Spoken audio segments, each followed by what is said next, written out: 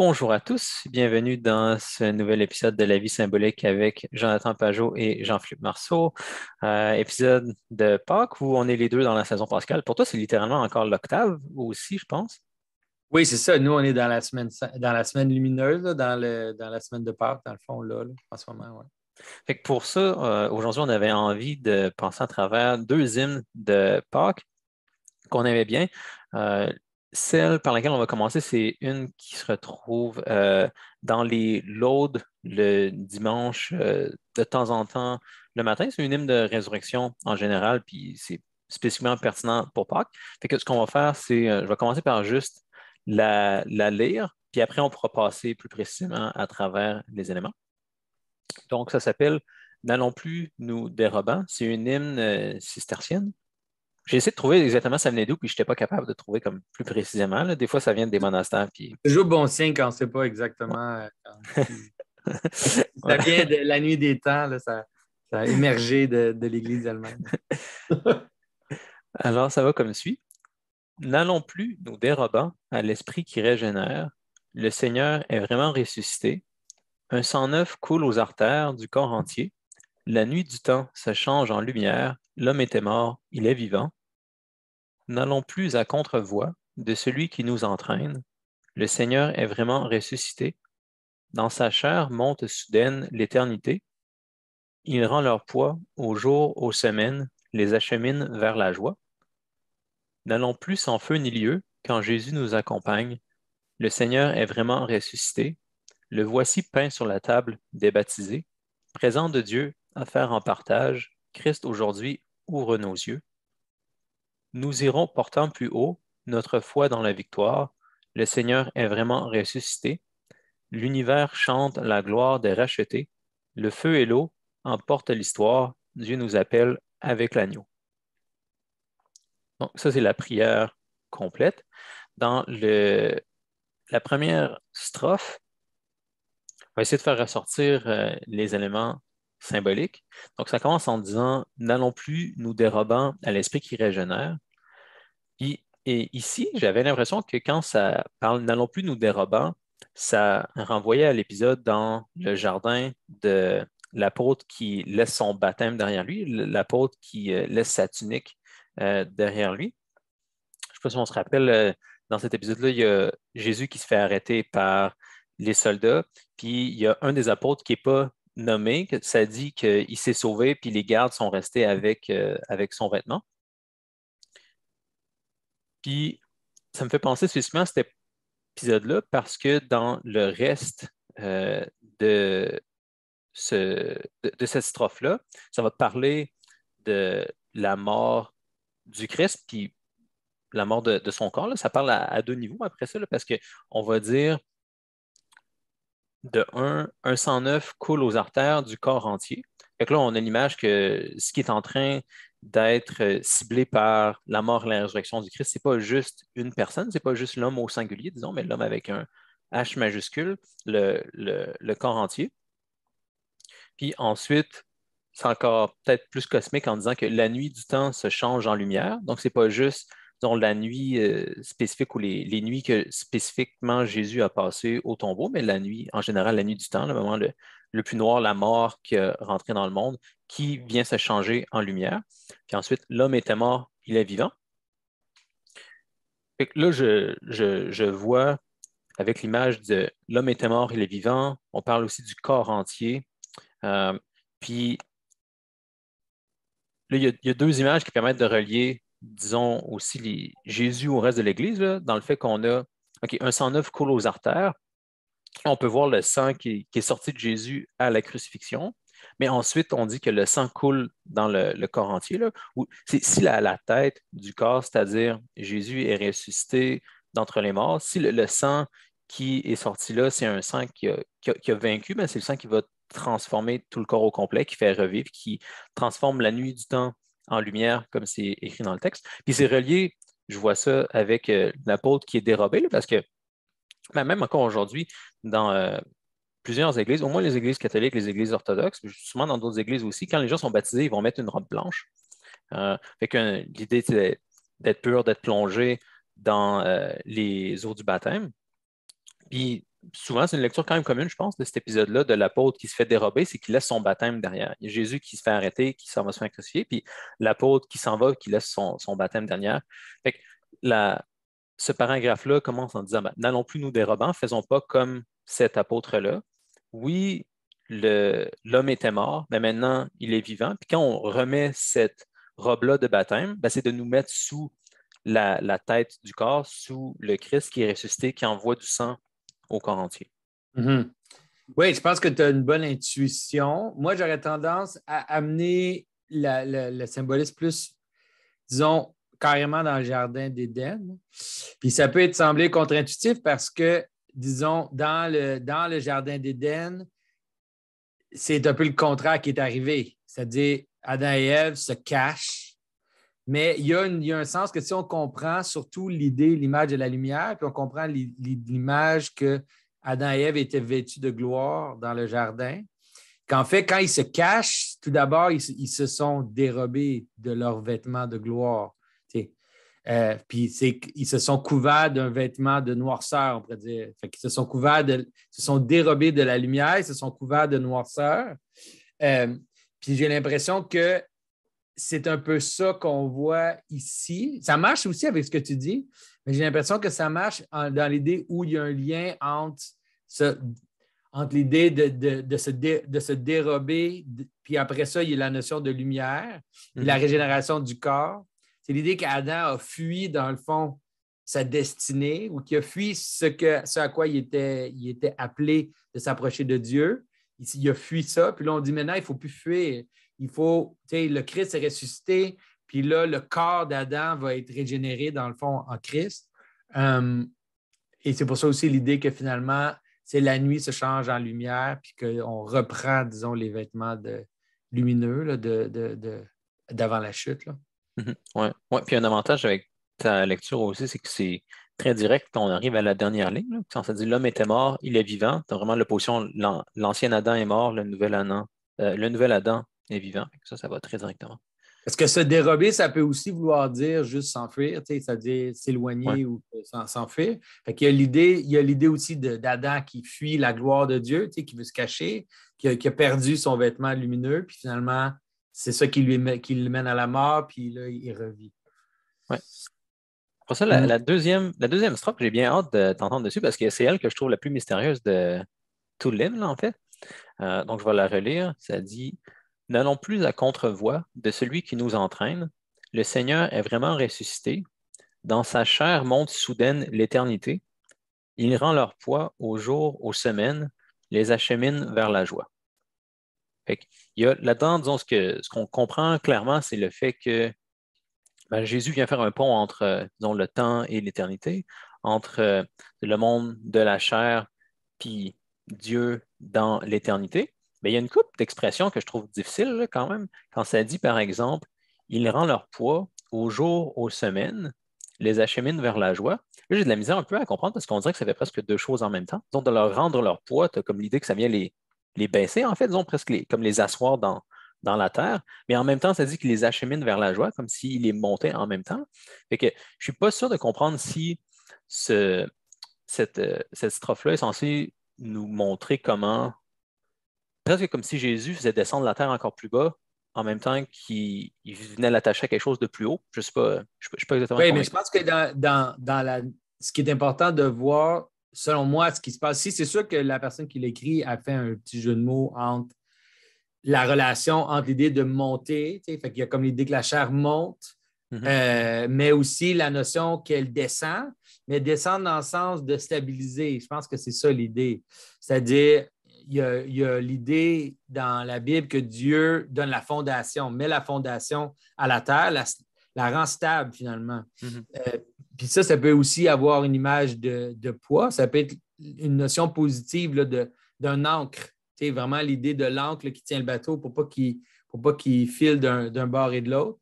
Mhm. J'ai l'impression que c'est à ça que ça veut référer quand ça parle de poids. C'est-à-dire que ça fixe le temps, finalement, Mhm. pas d'une façon mauvaise, mais d'une façon que ça donne du sens au temps, finalement. Ça stabilise ça stabilise le temps qui a tendance à être chaotique puis à être des vagues qui vont dans toutes les directions. Puis ça les rend stables. C'est juste intéressant parce que c'est drôle parce que l'image que j'ai, quand j'ai dit ça, l'image que j'ai eue, c'est l'idée de Pierre, là, ou les Ouais. deux symbolismes de Pierre, on pourrait dire. C'est-à-dire que d'un côté, Pierre, il y a le côté négatif de ça aussi, c'est l'idée de la roche qui coule dans le fond de l'eau, là, Ouais. quand on voit dans l'histoire de Pierre qui est sortie, ou de Pierre qui renie Jésus, puis tout ça. Mais tu as aussi l'idée de la pierre comme la fondation, comme quelque chose de lourd et de stable sur lequel tu peux construire. J'ai l'impression que dans ce cas-ci, c'est ça à quoi ça veut référer. Mhm. Ah, cool, merci. Ouais, ça aide. Comme je dis, c'est lui, je trouve, le plus mystérieux de toutes les strophes. La prochaine concerne quelque chose dont je pense qu'on a déjà parlé, puis que j'utilise souvent comme exemple, là. Ça va renvoyer à l'histoire des disciples en route vers Emmaüs. Donc, je vais la relire. N'allons plus sans feu ni lieu. Quand Jésus nous accompagne, le Seigneur est vraiment ressuscité. Le voici peint sur la table des baptisés, présent de Dieu, offert en partage. Christ aujourd'hui ouvre nos yeux. Ce que je vois dans cette strophe-là, c'est l'idée que une des choses qui se passe à Pâques, une des choses qui se passe dans la Semaine sainte avec la mort, la résurrection, c'est une nouvelle vision du monde qu'on doit acquérir et qui se passe encore aujourd'hui avec spécifiquement l'Eucharistie, comme les disciples en route vers Emmaüs. Fait qu'on se rappellera dans cette histoire-là que Jésus est mort. À ce moment-ci, il est ressuscité, mais ce n'est pas encore très connu, disons. Il y a deux disciples qui s'en vont vers Emmaüs. Si je me rappelle bien, c'est qui s'éloignent de Jérusalem. Euh, Puis, ils marchent avec un étranger sans se rendre compte que c'est Jésus. Puis là, ils vont parler ensemble. Les disciples sont très déprimés de ce qui se passe. Puis, ce que Jésus va faire, c'est qu'il va faire essentiellement ce qu'on fait pendant la liturgie, c'est-à-dire qu'il va leur expliquer les Écritures. Il va leur montrer à voir Jésus dans les histoires qui étaient prophétisées. Puis aussi, il va briser le pain avec eux. Fait qu'il va refaire l'Eucharistie. Puis c'est pendant ces moments-là que les yeux des disciples s'ouvrent, puis qu'ils réussissent à voir l'étranger qui est avec eux comme étant en fait Jésus. Puis après ça, il va disparaître. Mais c'est une bonne façon de nous faire comprendre que sont les catégories ou les formes, les patterns que Jésus a employés dans l'histoire de l'incarnation, c'est les patterns les plus fondamentaux du monde qui viennent nous donner des lumières, des clés pour voir les choses comme il faut autour de nous. Puis si on regarde comme il faut, on peut voir Jésus qui agit, qui est avec nous, puis on le pratique spécifiquement dans la liturgie. Oui, je pense que ce que tu dis, c'est vraiment ça. Ça renforce l'interprétation qu'on a eue du deuxième paragraphe parce que l'idée de dire ils rendent leur poids aux jours et aux semaines, bien là, les acheminent vers la joie. Là, ils répètent un peu en disant n'allons plus sans feu ni lieu, c'est-à-dire on va arrêter de errer finalement. On va maintenant avoir une direction. Puis, c'est comme tu dis, tout d'un coup, le sens de notre direction va nous apparaître à cause que Jésus nous accompagne. Puis je pense que tu as vraiment raison de voir un lien avec l'idée des disciples qui s'en vont vers Emmaüs, qui c'est comme si au début, ils s'en vont vers Emmaüs, comme tu dis, sont confus, ils ne savent pas, ils ne comprennent pas ce qui se passe, ils ont perdu un peu le sens de ce qu'ils faisaient. Puis là, tout d'un coup, en ayant Jésus qui marche avec eux, ils découvrent la raison pourquoi ils s'en vont à Emmaüs. C'est comme s'ils ne savaient même pas. Finalement, la raison pourquoi ils allaient à Emmaüs, c'était pour rencontrer le Christ puis pour participer à ce mystère-là, qui est un mystère eucharistique aussi, comme tu as dit. J'ai l'impression qu'en effet, je pense que tu as raison que ça fait référence au voyage à Emmaüs. Hein. Mhm. Puis après Puis aussi, ça, l'idée qu'on participe à la résurrection par notre participation dans le corps. On voit ici le sang neuf qui coule aux artères du corps entier dans le premier paragraphe. Puis là, on arrive à l'idée liturgique de rendre le poids aux jours, aux semaines, les achemine vers la joie. Puis finalement, on arrive à l'Eucharistie qui est un des aspects de la résurrection, c'est l'Eucharistie, puis le Christ présent dans l'Eucharistie. ouais. Ouais, ça, on dirait, disons, le premier paragraphe semble porter sur spécifiquement le côté sang de l'Eucharistie. Le troisième paragraphe parle de la chair, parle du pain. Puis, c'est ça que ça rendait le deuxième paragraphe d'autant plus comme, je sais pas nécessairement mystérieux, mais c'est comme je voyais un peu c'est comme si c'était la croix et aussi l'ascension, mais peut-être même toute l'histoire de l'incarnation, là, c'est dur à dire, là, où on dirait qu'il y a, disons, le sang en premier, il y a le pain plus tard dans le troisième paragraphe, puis entre les deux, c'est comme si ça parlait juste comme, on dirait, du lien vertical entre Jésus et le monde sur la croix. Peut-être même quand ça parle de quand sa chair monte soudaine l'éternité, peut-être l'image de l'ascension, mais qui présente aussi dans la croix. Je Mais je ne sais pense que pas tu as si. raison. Moi, je n'avais pas vu que, disons, le premier paragraphe, c'est qu'il parle du sang, puis il parle du temps, puis de ce qui est fluide, c'est-à-dire le temps qui se change, la nuit qui se change en jour, la mort qui se change en vie. Fait que ça rappelle avec une transformation. Après ça, dans le deuxième paragraphe, il parle de la chair, mais il parle aussi de la stabilisation du Mhm. monde. C'est-à-dire, dans le premier, ça parle du changement, un peu comme Ouais, dans le symbolisme que Matthieu présente dans son livre. Là. ouais. La fluidité puis la transformation qui se passe. Ensuite, la stabilisation du monde avec le poids du temps. Fait qu'il, finalement, il stabilise le temps. Mhm. Puis là, après ça, on arrive carrément à l'idée du repas, là, d'être ensemble avec Jésus, de s'asseoir ensemble, puis de manger. Avec la transformation du pain et du vin, la transformation du sang et de la chair en pain, finalement. Mhm. Ouais. Ouais, c'est intéressant. Toi, je n'avais pas vu ça à la première lecture. Hein. Puis après ça va culminer dans le dernier paragraphe, le quatrième, que je vais relire. Nous irons portant plus haut notre foi dans la victoire. Le Seigneur est vraiment ressuscité. L'univers chante la gloire des rachetés. Le feu et l'eau emportent l'histoire. Dieu nous appelle avec l'agneau. Donc là, ça devient, disons, en termes de proportion cosmique, ou disons, de proportion plus clairement cosmique, où autour des rachetés, des chrétiens qui viennent faire ce qu'on a mentionné dans les trois premiers paragraphes, là, qui n'allons plus nous dérobant, n'allons plus à contrevoix, n'allons plus sans feu ni lieu. Toutes les images qu'on avait des disciples autour de Jésus dans les trois premiers paragraphes, ben maintenant, on parle du fait que ben, une fois que les rachetés sont autour de Jésus de cette façon-là, ben, l'univers entier vient se placer autour des rachetés. Puis tout l'univers va chanter la gloire, tout l'univers va être orienté vers le haut, relié à l'éternité qu'on avait mentionnée plus haut. Là, tu as J'avoue que je ne suis l'idée. pas sûr que je comprends le feu et l'eau emportent l'histoire. Ça, je ne suis pas sûr. Ouais. Le feu, c'est-à-dire le Saint-Esprit et le baptême, c'est ça qu'ils veulent dire? C'est un peu ça que je me disais, mais je ne suis pas sûr non plus, là, je t'avoue. Parce qu'il y a quelque chose d'autre dans le feu et l'eau, là, que je pas un symbolisme que j'ai regardé tant que ça, là, mais disons, le feu, le sacrifice comme la lumière à l'extrême, de l'autre côté, l'eau, l'extrême disons, de fluidité, de potentiel.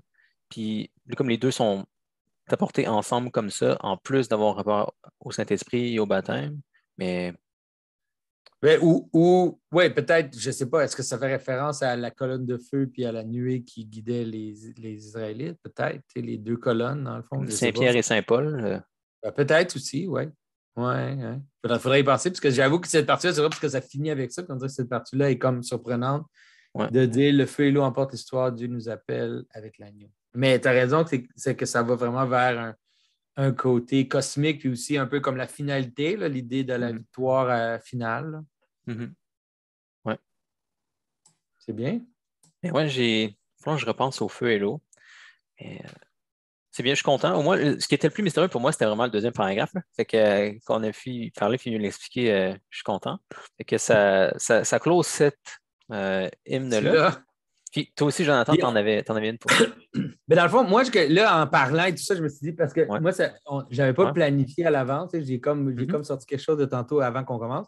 Mais j'ai pensé peut-être que, sans nécessairement citer directement des textes comme tels, je pourrais parler mhm. des thèmes qui apparaissent dans la célébration de Pâques, le samedi Ouais, soir, quand il y a la résurrection. Puis, il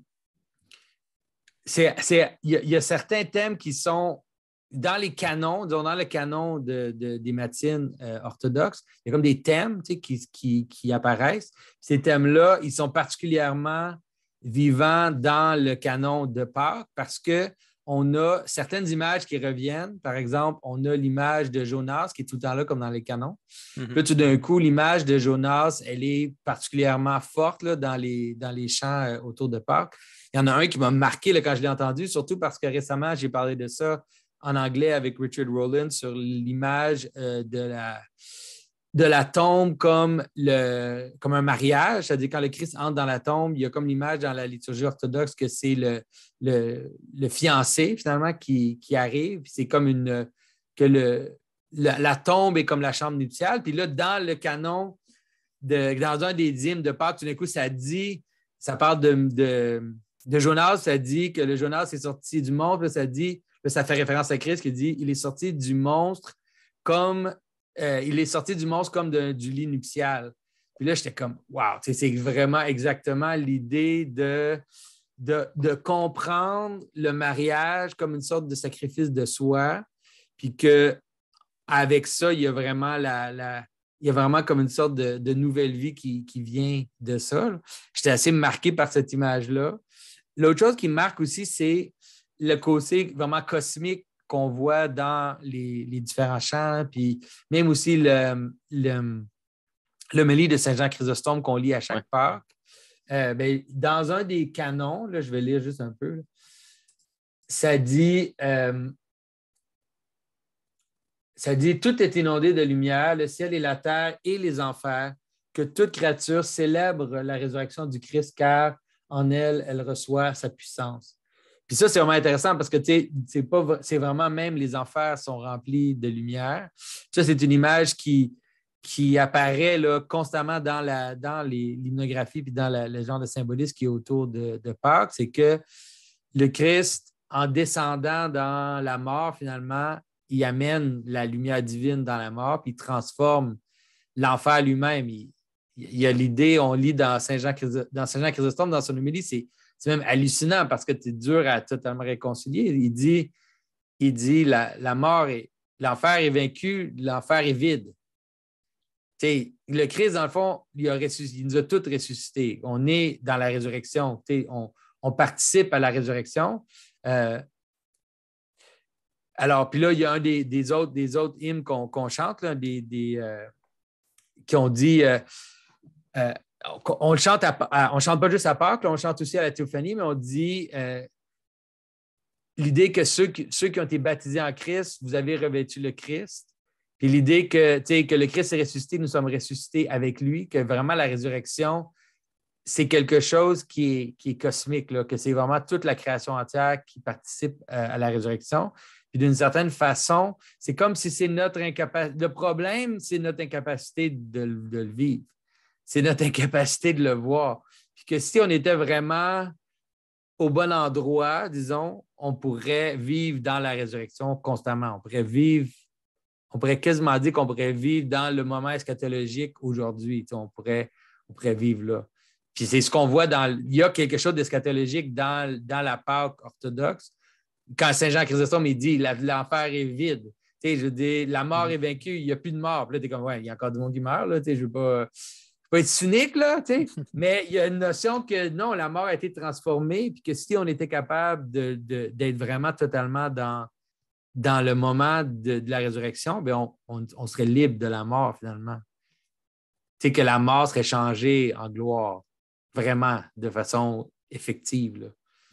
Ouais, je t'avais déjà entendu dire quelque chose d'intéressant sur Saint Jean Chrysostome où il dit ça le dimanche de Pâques, mais il y a aussi, on dirait comme, je ne sais pas si c'est le contraire, là, mais disons, il y a un autre côté du message qui est là le vendredi saint, où là, c'est comme la fin de tout, puis tu avais déjà dit que c'était important, disons, d'avoir ces deux choses-là en même temps dans notre tête. Oui, c'est ça, de garder, parce que souvent, le problème qui arrive avec les gens qui mettent trop l'emphase sur le côté un peu cosmique de la résurrection, c'est qu'ils deviennent un peu des gens d'universalistes faciles, là, puis c'est inévitable. Souvent, c'est difficile de le voir, parce que des fois, j'ai vu des penseurs que j'aime beaucoup qui commencent à voir vraiment le côté universel du salut, puis le côté universel de la résurrection. Puis là, il commence à le déclarer, à le dire en public, puis à dire que c'est ça, que c'est ça. Puis là, avant que tu t'en rendes compte, ça devient comme un peu anything goes. Là. Ça devient un peu comme, OK, bien d'abord, si tout est Si à la fin, tout est restauré, qu'il y a comme une résurrection cosmique, ben là, tout est correct finalement. Puis tu sais, on dirait que les gens ne font pas exprès, mais ça, tranquillement, ça va toujours vers ça. Puis je pense que c'est au contraire, c'est nécessaire de comprendre que la résurrection, ça a une forme réelle, que ça ne veut pas dire que ça relativise pas la vérité. Ça veut dire que c'est dans la mesure où on va participer, on pourrait dire comme ça, dans la mesure où on va participer tous à la résurrection du Christ, on va participer à la résurrection du Christ. Ça ne sera pas je suis juste un gars totalement chaotique, totalement absurde, mais là, je participe à la résurrection du Christ. Alors, c'est pour ça que la transformation est réelle, la discipline que cela nécessite est réelle. La réalité de la transformation, il faut qu'elle se passe. Ce n'est pas juste quelque chose qu'on déclare comme ça, que tout le monde va être sauvé, puis que finalement, ça ne veut plus rien dire. Là. Je ne sais pas si ça a du sens. Que c'est la façon que je l'explique. Il y a peut-être des gens pour qui ça ne colle pas. Là. Ben, je pense que c'est. Ben, à part de mentionner plus clairement que c'est le genre de choses que tu as vu depuis longtemps, c'est pas spécifiquement nouveau, là, des gens qui parlent d'universalisme, puis il y a certains auteurs qu'on peut suivre depuis quelques années qui parlent de ce genre de trucs-là. Puis tu as vraiment observé concrètement que c'est pas juste chez eux, mais c'est aussi chez des gens qui suivent leurs travaux, là, où c'est pas trop long que ça semble déraper. Là, Ah oui. Oui, où ça devient comme vraiment un peu, ça devient aussi une sorte d'écuménisme, mais vraiment un écuménisme vraiment bas de gamme, là, où là, tout d'un coup, on commence à parler de toutes les autres religions, on commence à parler de n'importe. Moi, je n'ai rien contre de temps en temps prendre un exemple d'une autre tradition pour peut-être comme une épice pour t'aider à saisir des choses que tu as de la misère à saisir, mais souvent, ce qui arrive, c'est que les gens ça devient du charabia, là, ça devient un peu comme. C'est comme un genre de version New Age du christianisme, là, où on parle autant de tel truc hindou, je ne sais pas quoi. Puis souvent, selon moi, c'est très destructeur. Ça crée vraiment une sorte de chaos mental qui n'est pas utile, là, qui est pas utile à la notion vraiment de marcher avec ta croix vers le Christ. Ouais. Il y a quelques saints qui ont des textes où on dirait que tu peux voir qu'ils vivent dans ce moment eschatologique-là, mais c'est pas un universalisme facile, là. On dirait qu'ils sont toujours comme infiniment tristes et infiniment heureux en même temps. Ou, Ouais. par exemple, Saint Éphrem, le Syrien, des endroits, il va parler du fait qu'il voit, disons, l'amour de Dieu dans toutes les choses, qui crée toutes les choses, mais il est aussi toujours en train de demander pardon à tout parce qu'il voit à quel point, comme il y a la mort qui a une emprise sur tout aussi présentement. Fait que, tu sais, il dit des choses très extrêmes, là, que tu sais, tu dois toujours être en train de pleurer puis demander pardon aux bêtes, aux personnes autour de toi, aux oiseaux, même aux reptiles puis aux démons. Comme il demande comme toujours pardon à toutes les choses qui existent parce qu'il voit l'emprise du mal sur quelque chose qui est infiniment bon puis beau. Fait qu'il est comme infiniment, il est plus triste que toutes les personnes que j'ai jamais vues puis plus heureux que toutes les personnes que j'ai jamais vues en même temps. Oui, bien ça, en tout cas, dans la tradition orthodoxe, on a vraiment l'idée de ce qu'on appelle le don des larmes, là. Tu sais, que c'est vraiment un charisme qui existe où le saint vit exactement dans cette espèce de béatitude mélangée de componction qui fait qu'ils sont comme, qui pleurent toujours, là. Il y a des gens ils font juste pleurer 24 heures sur 24. Mais c'est un vrai pleur, là. C'est comme un pleur qui est basé, comme tu dis, sur une espèce de compassion universelle, mais en même temps de se voir comme le pire, finalement, de se voir comme le plus petit, comme celui qui n'arrive pas à la cheville. Puis ça, c'est difficile. On est tout arrogant. Moi, je ne suis pas du tout dans ce moment-là. Mais tu as raison. On voit la même chose chez Saint-François aussi. C'est comme Saint-François qui parlait des animaux comme ses frères et ses sœurs, qui avait comme une espèce de vision universelle de la présence de Dieu dans le monde, mais qui était toujours en train de s'abaisser devant, Mhm, devant tout. mhm, mhm. C'est bon. Je ne sais pas s'il y a d'autres choses que tu voulais dire autour de Pâques. C'est sûr qu'on ne peut pas faire le tour de Pâques, là. C'est impossible, là. Mais on a fait une bonne petite attaque précise, je pense, là, sur le Oui, mystère. je pense que c'est bon. Puis de comprendre que souvent, disons, dans notre société, Noël a été vraiment prisé comme fête, finalement, puis c'est bien, parce que Noël, c'est vraiment génial. Mais il faut se rappeler que pour les chrétiens, pour les anciens chrétiens, Pâques, c'est vraiment la fête des fêtes. C'est vraiment le point culminant de l'année liturgique pour les chrétiens, c'est Pâques. Puis ça vaut la peine de prendre le temps de célébrer, de participer au service, puis de passer aussi à travers, dramatiquement, de passer à travers les moments sans, en vraiment le faisant, de vraiment de passer à travers le jeudi puis le vendredi saint dans un moment de douleur puis de tristesse, puis d'arriver, disons, au matin de Pâques avec la joie de la résurrection. Je pense que c'est quelque chose qui Je pense que c'est quelque chose qui, en tout cas, anciennement, était vraiment comme une sorte de pilier pour la société, là, qui était un moment de catharsis, là, le plus grand moment d'expiation aussi de tous les sentiments qu'on a de haine, de rejet, de tout ça. Parce que dans l'histoire de Pâques, on voit tout ça. On était à la fois ceux qui ont crucifié le Christ, mais on s'identifie aussi avec lui comme celui qui est innocent et qui est crucifié pour nous. Fait qu'on on est comme dans toutes ces positions-là en même temps. On passe à travers le deuil, puis finalement, on arrive dans le moment de la résurrection. C'est vraiment quelque chose d'important, je pense, pour les chrétiens. Oui. Ouais. Comme on avait mentionné plus haut, c'est ça qui vient fixer le temps, là. Créer comme une base stable, asseoir, redonner leur poids aux choses dans le monde de façon stable, et comme ça, le reste de l'année peut tourner, disons. Ouais. Parfait. Bon, ben, merci beaucoup, Jonathan. Merci tout le monde d'avoir été là. On va se revoir dans quelques semaines pour le prochain épisode. À bientôt. OK. Christ est ressuscité. Alléluia. Salut.